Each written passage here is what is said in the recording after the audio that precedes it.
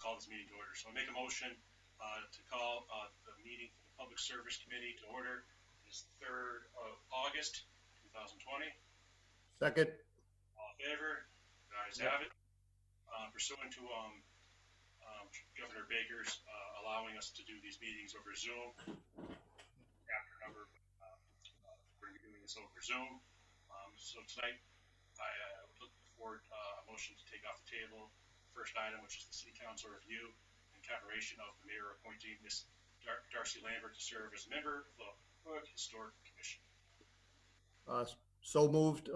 One thing though, Jim, I think we ought to let the public know, or I think we're using our council rule too, where if a member isn't present and another council member is there to fill in for him, because I'm not a regular member of public service. All right. Okay, duly noted. All right, so having taken this motion off the table, so Darcy, I see that you're there with us and you're muted. First of all, I just want to say welcome to Holyoke City Hall's Public Service Subcommittee meeting. Thank you very much. It's great to be here and great to meet you guys. Nice to meet you as well. So what we generally do in these meetings, these interview sessions, is we bring the candidate in front of us and the person tells us a background about he or she, what they've done in their past life and exactly why they want to be on this commission. So then we answer questions. Then 9.9, I think 10 out of 10, we approve the person and send them forward to the full city council meeting. And by that time, you can ask us any questions you'd like as well. I also see that Councilor Lacey has joined us. Sorry about that. Darcy, why don't you just take it away and tell us a bit about yourself and exactly what your background is and why you want to be a part of the Historic Commission. Sure. Hi, my name is Darcy Lambert. I have a background in physics. I have a bachelor's in physics from Smith College and a master's from Portland State University. And I had about a five-year career as an engineer, as a process engineer in Silicon Valley before moving back out east. I'm thrilled to be back here in Massachusetts, and I've been here just since October. I spent September in South Hadley, and I moved to Holyoke in October, here to this Fairfield Historic District Street, which is an incredible opportunity, and I'm thrilled to be here. And I'm hoping to, I guess, bring some of my physics background to repairing my house for the most part. But I really appreciate the historical record keeping of small towns in New England. I grew up in Southern California, and so 1800s was real old. So being here it's fantastic. I'm thrilled to be here, and I'll answer any questions. All right, so Michael or Councilor Lacey, do you have any questions? I don't.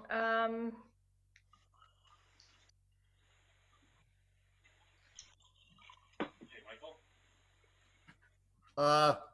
No, not really. I've read the resume. It's pretty impressive. I think way beyond the scope of the historical commission, but the fact that you're a resident of that neighborhood and are familiar with the neighbors and the neighborhood, and that speaks volumes in itself. That's great. I guess having said that, I would just like to say thank you for your time. These boards are extremely important. City of Holyoke wouldn't operate the way it does if we didn't have energetic volunteers. So I see that Councilor Lacey raised her hand. Thank you. So it's not so much a question as it is a comment. So there's two things that I just want to highlight for you as a new member. First, I understand that there are a lot of state level resources from Mass Historic in terms of trainings and other sort of like technical proficiencies that the board could gain. Nice. Another new appointee, Alana, and I can't think of her last name. Yeah. Oh my gosh, I can't think of it, but so I mentioned the same thing to her when she was being interviewed, but that Mass Historic has a lot of technical resources, trainings, workshops, and I would love for our board to gain, just a more technical understanding and confidence about how and why it's making decisions, so that they can really, explain them to residents when those requests are being made. I think that people are generally willing to comply if they understand how and why they're being made to do certain things. And additionally, I think that there's also some funding resources that Mass Historic can at least provide links to. Yeah.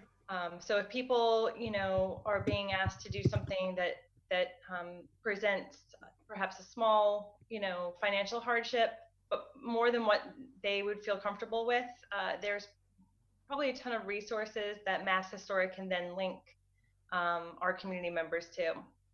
So I don't see Mass Historic as a funding arm itself, but I think they have links to where funding could be culled from.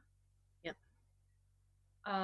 So that was one thing. And then the other thing that I'll just put on your plate to perhaps look out for and review and maybe put on, like a long-term agenda for the Historic Commission is the demolition delay order that we have. It was revamped, I want to say within the past 8 years or so. And I think it works from a technical perspective in terms of creating like a 6-month delay and a chance for the public to comment about why a property might not be appropriate to demolition. However, what I've seen is that it often just becomes a stall mechanism. Like, our community isn't able to utilize the time that the demolition delay order provides in order to create meaningful alternatives. Sure. So, I mean, that could be anything from somebody else buying the property, or, there could be a lot of creative things that happen in that 6-month time period that make it meaningful to actually not demo a property that's slated for demolition.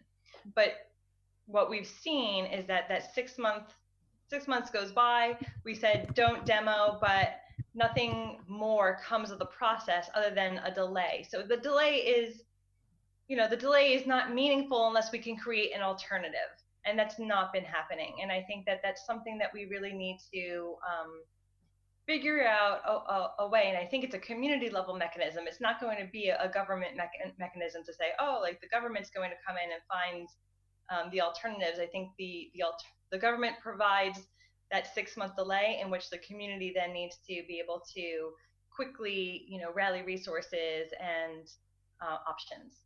Does that make sense?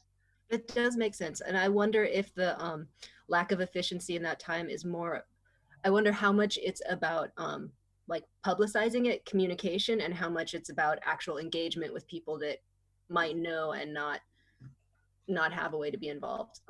So yeah, I mean, that makes a lot of sense. And it also connects to using Mass Historic resources as much as we can.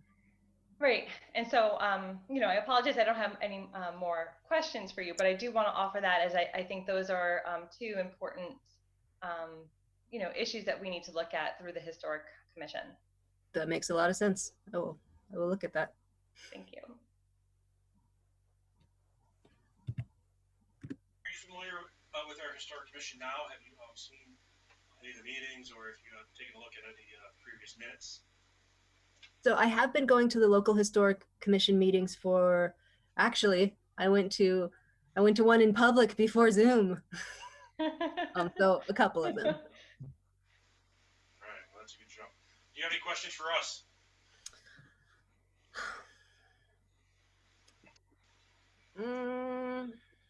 No.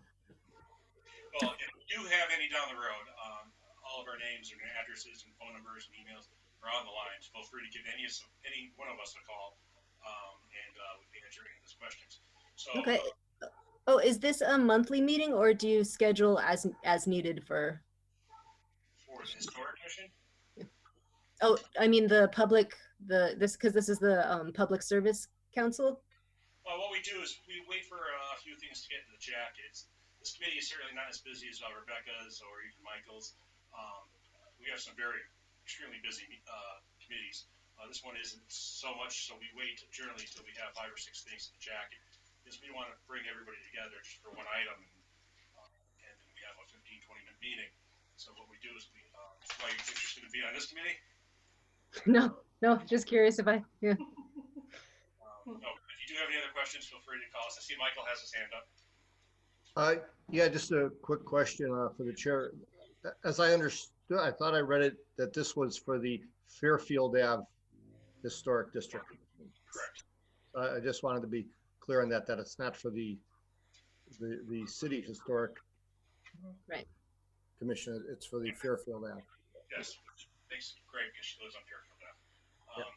So what's going to happen, I believe, is we're going to vote for this now, and then we're going to have our full city council meeting tomorrow night, and you can most certainly watch it. It's going to be a long one, and I'm not sure exactly what time this meeting will come up, or our report will come up, but then once it gets approved, then I'm not exactly sure how you're going to do. You have to contact our city clerk, and I'm not sure if it's live or through Zoom, but you're going to be sworn in to the right hand. And I'm not sure how Brent is doing that, but we'll figure it out. We'll work it out. Okay. So I'll entertain a motion for confirmation. Motion has been made and seconded. It hasn't been seconded yet. Well, so moved. Michael? Second. The ayes? Aye. Any opposed? No. No no's. Thank you very much for your time tonight, and thank you once again for you volunteering. Yeah, thank you guys thank you for voting me in. I'll do stuff. All right. Sounds good. You can stay on if you'd like, or if you have anything better to do, feel free to jump off. I am curious. Is it okay if I just watch? Oh yeah, absolutely, of course. Okay. Ryan, okay, so I will entertain. So we're gonna go to the CPAC, Historic Community Preservation, and so I think we're waiting for one person. Well, we do have Lewis here. We have Lewis with us, right? Yes. Okay, so I'll entertain a motion to take up a letter of interest, I suppose we'll call it. Luis Salazar, is that how you pronounce it? Luis. Salazar? Hi, how's it going? I was switching with my headphones, so I couldn't hear well. No worries. So if you can, I guess you've been on for a while, so it's just like the last interview. So what happens is you give us a background and explain why you want to be on this committee, what your prior past has led you to want to do this, that sort of thing. And this is actually unlike Darcy's, where tomorrow night the full city council will, there's only one position open, which Ryan and I were discussing. We should probably have some alternatives as well, just for the fact that, as Michael knows, once a person decides not to be on the board anymore, we should have some sort of, way for a person to move up easier than what's happening now. And so then give us some background, then we'll ask you questions. Then we'll bring it to a vote tomorrow night. Now, every city councilor can vote any way they wish, any name. So just let you know that. So having said that, tell us a bit about yourself. Thank you. So I moved to Holyoke in 2017 with my wife, Sarah. We moved from New York. We were there for a few years also. State your name, your address, and you speak into the microphone. Can you hear me? Okay, I think I need to take the microphone. Give me a second.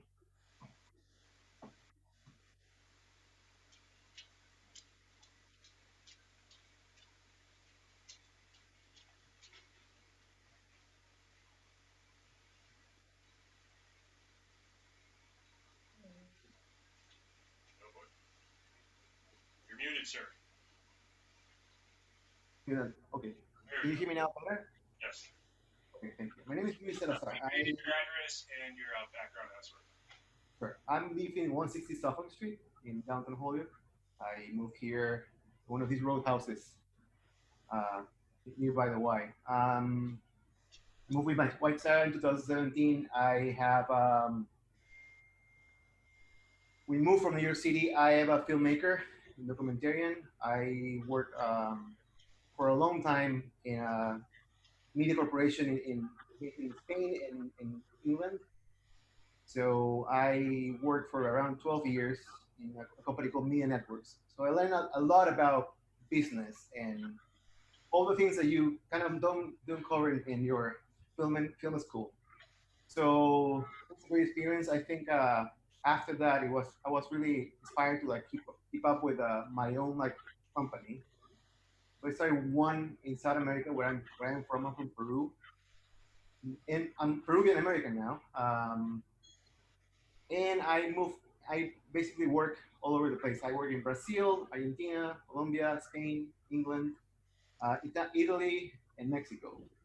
So in all these, experience by working everywhere, I was always connected with the need of like a better public space to preserve like the memory of certain memory of like different cities, and I was involved, fairly enough, in a bunch of places. I started one thing that was always on the map, on the roadmap, was the fact that most cities have had issues with all the public spaces in general, not just like in the U.S. everywhere.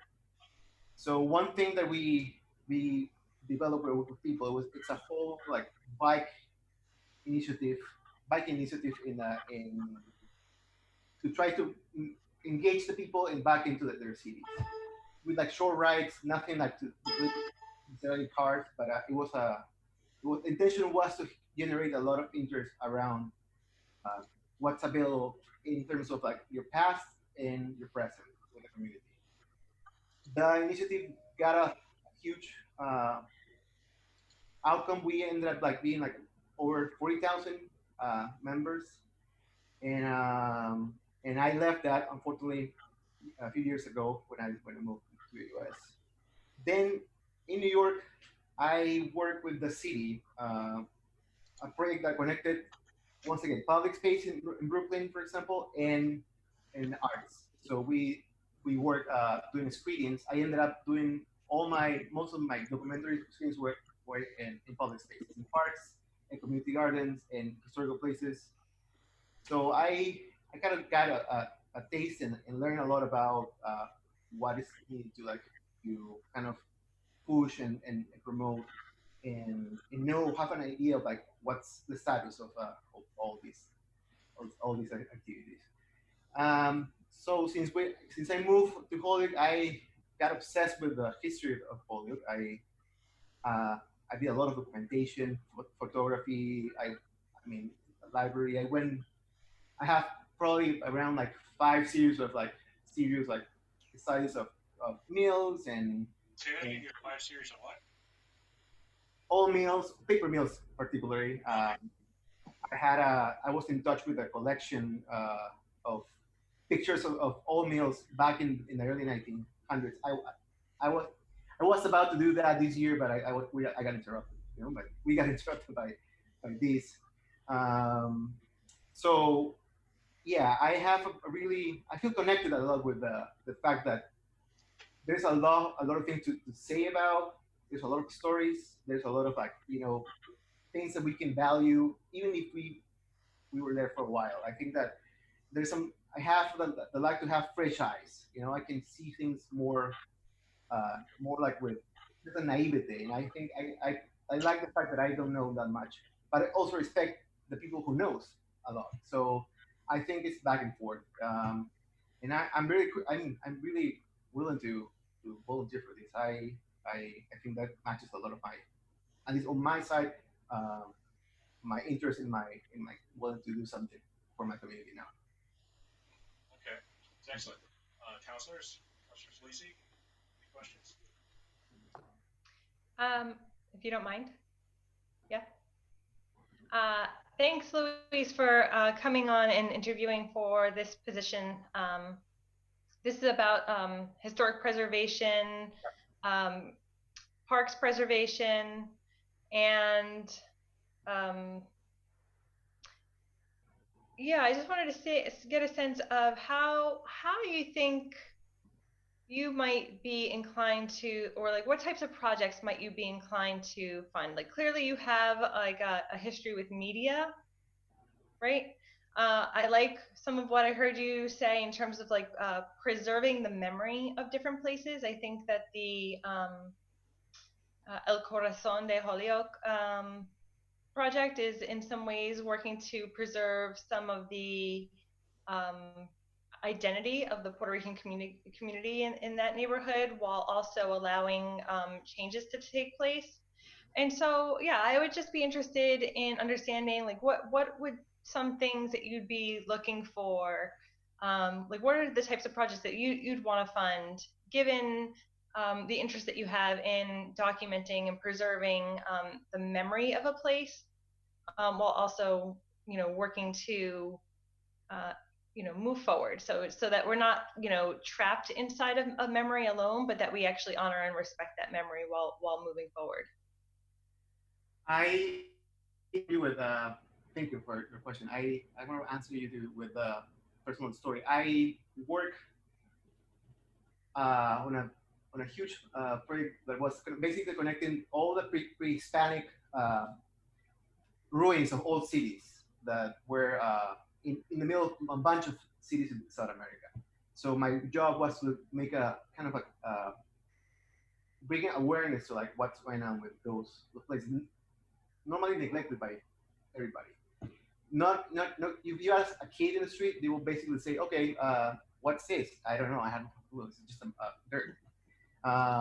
So what I did was something that I think is crucial for that approach is you have to look to the present with the eyes of respecting the past. And it's about living present and a lot of respect from the past and combined.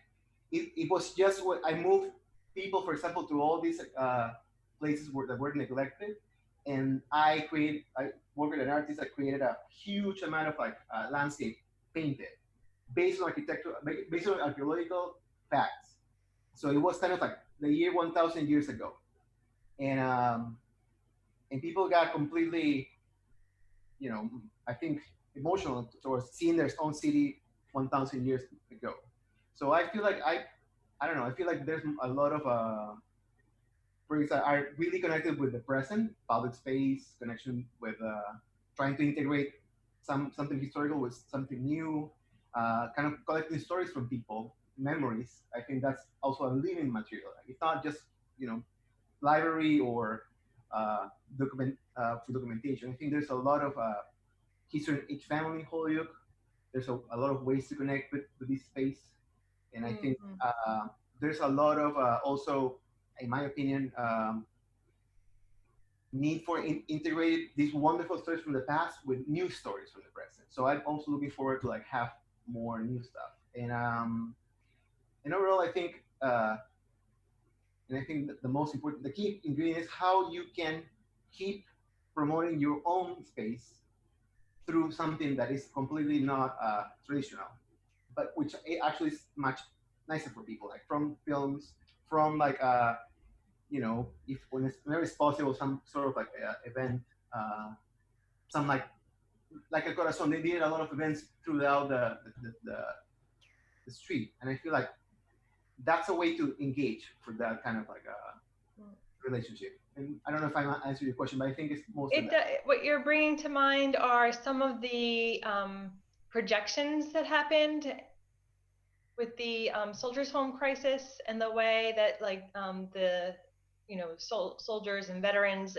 images were then projected on the houses, even though we were all like trapped inside of COVID. And so they became, you know, some sort of like visual storytelling that was very public, you know, even though it was just like an individual home. And I think that, I mean, that's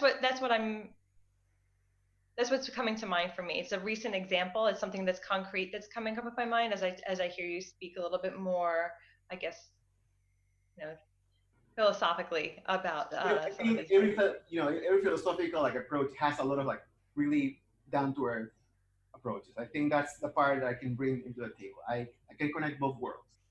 I am very hands-on. I lead through management or to like organizing stuff, budgets and movement of like resources. I was in charge really when I worked in media networks in England. I was in charge of like approving the whole budget of TV stations, for example. That was a very far kind of a skill that you learn in this kind of corporations. But I think it worked really hard, really good in terms of like how can I now bring down to earth a lot of things that I had on my plate or people's plate. There's two things. It's not my ideas. In this case, is how can I funnel great ideas into this direction. Okay, thank you. Okay. Questions? Excellent response. Michael? We also, ladies and gentlemen, we are blessed by the appearance of Councillor Joe McGivern. Michael? Yep. Welcome, Luis. Are you familiar right now with any of the current projects that are before the CPA committee? Are you up to speed on any of those yet? No, I unfortunately not aware of this. I'm willing to learn fast for sure. I know people that were in the past part of this committee. As a matter of fact, I got encouraged from these people to be part of this. And I'm willing to just research and get embedded quickly into anything. Okay. How about some of the past projects that were funded last year? Have you had a chance to look at any of those at all? To be completely honest, no. I'm more aware of what's the mission of the statement of this committee and what were the goals, but I haven't realized about or research about what's going on or what was going on in the past. Okay. Since you've been in Holyoke, have you had a chance to familiarize yourself at all with some of the places like the Armory building on Sargent Street, or Scott's Tower, some of the other places that have been before us, the train station, things like that? I have an extensive archive of documentation of all those places that you mentioned. I'm really, those are the kind of things that I've been trying to connect with the most. I think there's a good story about all these places. The main architects were the Tower Brothers, and the Tower Brothers, they were like probably the most important paper mill architects in the U.S. and then later in the world. So what I do is try to take a lot of pictures in video and descriptions of all these places, and I work with a very interesting archive in New York. They have all pictures of Holyoke, but based on a company that was in charge of the roofing back in early 1900s. So their job was basically to all sorts of pictures of Holyoke based on these landmarks, and then they were part of the family archive. So I'm working on that, for example. I'm very familiar with those ideas. As a matter of fact, I'm also familiar with the work of people in housing in Holyoke, and also I think most importantly I support any kind of integration between how can we make people in Holyoke reconnect in a more interesting way with the Tower Scott, for example. Scott Tower is really a very excellent example of how many things you can see and learn about this place from Holyoke, but not by just going, but actually getting informed in another way. Maybe kids, maybe newcomers like me. It's something that I'm looking forward to see it's available. And have you had a chance to participate or observe any of the programs run by the Holyoke Boys Club or the Holyoke YMCA? Well, there was I made just for as a volunteer, I made a video about the bike. There was a bike shop sponsored by the YMCA, right in the back in the parking lot. So I was super fascinated about the fact that there was a lot of kids going to this place, and there was really kind of commitment from the YMCA with sport like that for multi-generational purposes. So I'm also familiar with the library, for example, like worked a lot in a bunch of restorations in our past in Holyoke, and I think they were trying to put together something more consolidated with a bunch of like displays of pictures and documents.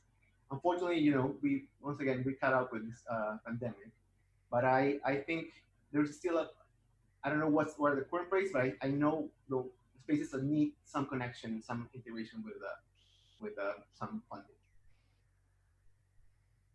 Okay, thank you. That's all the questions I had. Councilor McGivern?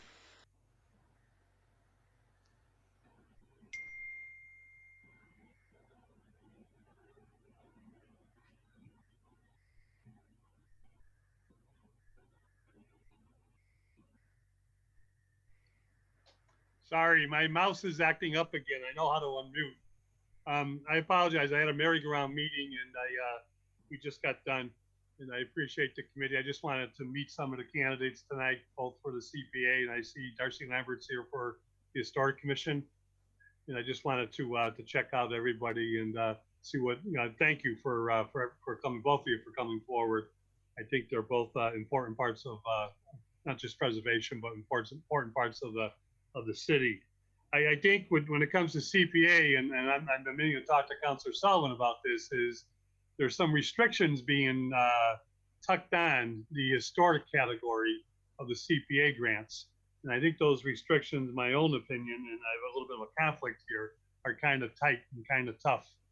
And I would just suggest that you might want to review them as you're going forward. But again, thank you for coming forward, and look forward to meeting you all in person someday.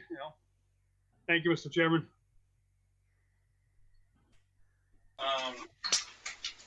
So I think you were on the meet. Oh, I see Councilor Lee's hand. Go ahead. Thank you. I just have a question through the chair, if you don't mind, to Councilor Sullivan. I know that we are through CPAC, funding a lot of projects from, groups, whether they're private or nonprofit groups that make applications to the city. However, I was wondering if any city, like quasi-city entities have created their own projects, which then the CPAC is funding. I can't think of any off the top of my head, but I know that you're more active in the group, and so is there anything that has been like a city generated, a government generated project, either in part or whole, that the CPAC is funded? I'm not sure that which ones have been funded or are still on the table. There have been quite a few come forward out of OPED, in particular ones about the train station, which and the armory, which have all been denied. Trying to think of what there's been some come out of DPW that have gone through. I think the lanterns on the annex, ones like that. Those are the ones that come to mind right away. So our different, government departments are at least attempting to tap into the CPAC funding for financial support or discrete projects, as opposed to, CPAC isn't like working directly with a department in any way to create something that would then be funded. No, it's not the CPAC's job to create the projects. It's the job of for the public to come forward with projects on their own, or other ones that are presented by city departments. They're all considered equally, but really not in the mission of the CPA committee itself to come forward or promote projects. It's just to evaluate them. Okay, thanks for that clarification. I appreciate it. Thank you, Chair Leahy, for letting me ask the question. Absolutely. So seeing there, does anybody else have any other questions? Seeing none, I'll entertain a motion. Well, this is just a letter of communication. So tomorrow night, as I said, all the city councilors can have whoever they decide to vote on. If I were you, I'd probably reach out to the councilors.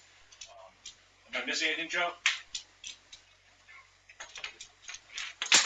No, it's an unusual one though.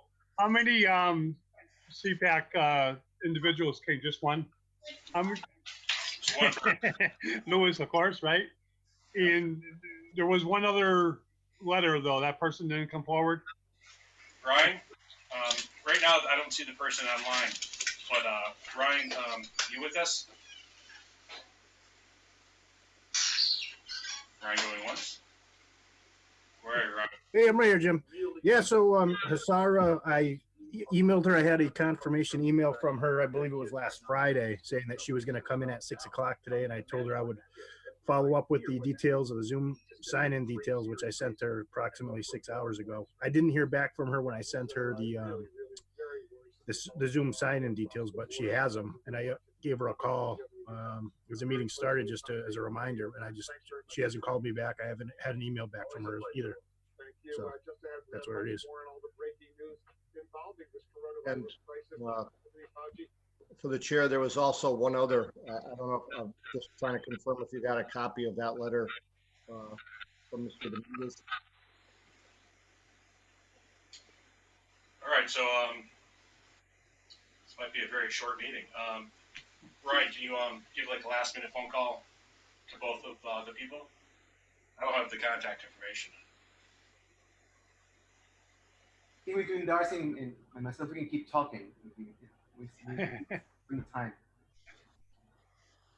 Yeah, I can give her another phone call, and then I can call. And I left a message for Mr. Dominguez as well. I just didn't. One quick phone call. See what she has to say. Maybe she doesn't need to get on the Zoom part. She can do the telephone part. Ryan, I don't think we got the letter from Mr. Dominguez. He hasn't presented one to the council. Okay. So how do we get him into this committee then? I believe the letter actually was. The letter should have been circulated. Let me just take a look at that from Dominguez. But what you sent this week, there was a double on, not on Lewis, but on what he was talking about.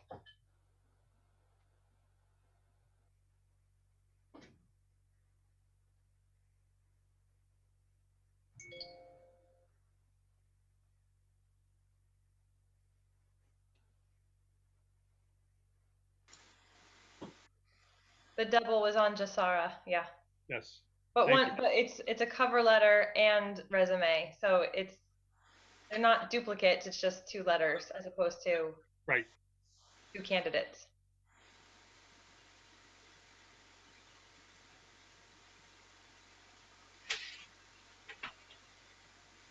While we're waiting, Mr. Chairman, Darcy, how's Fairfield Avenue? It's doing pretty good. They recently mowed the center park line, and we got our first solar panel request, so it's good. That'll be interesting. Yeah. But solar panels are good. Yes, definitely. Yeah, a little side note, Darcy. When I was in college, I worked for the post office. I delivered mail along with Peter Tallman, and Fairfield Ave was my street. Fairfield, Pearl Street, all those streets really. And my wife lived on Nonotuck Street, and so I used to do. Nice. Not that I knew her then. I just remember I had to get a certified mail, and she was pretty cranky at me. Hope she doesn't see this. But provisional mail carriers cut across front lines. Nowadays, you can't do that. Oh my God! And Peter Tallman, on his days off, would drive by and seeing us doing his route and make notes, and then you'd have to go in and he'd tell you 12 different things you did wrong. Hey, Jim, Oh, that's Jim. rough. So I just spoke with Jasara, but she is not by a computer. She said that she didn't get the email but I did send it earlier to her. So she's unable to get on. Long story short. Okay, Michael, you were in contact with the other person? Yeah, it's pretty much the same story with Rick Dominguez. He wants to be here. I guess he tried to get here, but hasn't been able to figure Zoom out. So I just have to go with both of their letters. All right, so having said that, I guess we're all done for the night. So I appreciate Lewis and Darcy. I feel like you guys are part of the board now. So having said that, I'll entertain a motion to adjourn. So moved. Second. All in favor? Aye. Aye, the ayes have it. Thank you all, everybody, for your time tonight. I greatly appreciate it. Yeah, and I think it should just be noted that the full city council votes tomorrow night, and it's a voice vote, so everybody on the council can vote for whoever they want. It doesn't necessarily have to be the candidates here, but they typically, review the letters and take the vote that way. Well said. Thanks for joining us. Thank you so much for listening. If you want to listen tomorrow night, if the Zoom is on, the ID is on the agenda meeting because of the public speak out. Thank you so much. Or just watch us on TV. Good night, everybody. I will. Will do. Good night. Bye-bye. Night.